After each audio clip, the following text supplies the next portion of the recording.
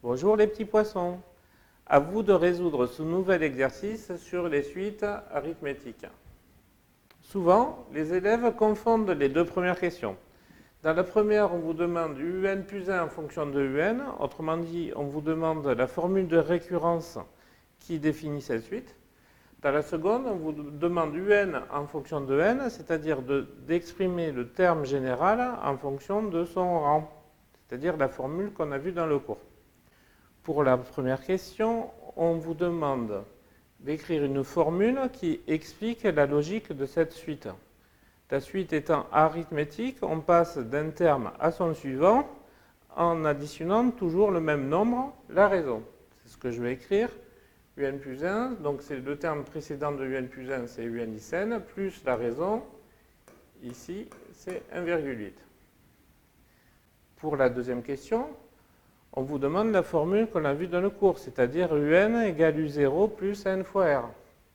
Cette formule, je vais remplacer par les valeurs ici données dans l'énoncé. Donc u0, c'est 6,4,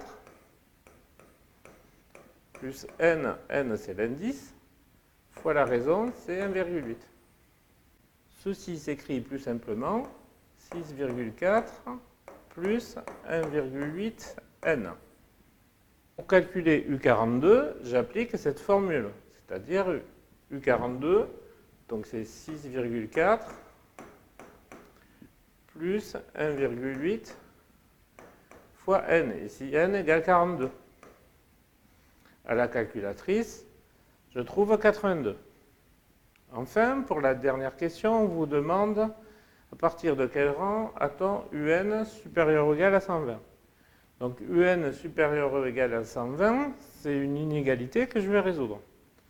Donc un supérieur ou égal à 120, un je le remplace par la valeur en fonction de n ici trouvée. Donc ça me donne cette inéquation à résoudre. Attention ici, n est un entier naturel, vu que c'est le rang, c'est l'indice. Cette inégalité, pour la résoudre, je vais faire moins 6,4 pour commencer, de chaque côté de l'inégalité. Ici, ça s'élimine. 120 moins 6,4 égale 113,6. Pour éliminer le 1,8, ici, je divise par 1,8. C'est un nombre positif, donc je ne change pas le sens de l'inégalité.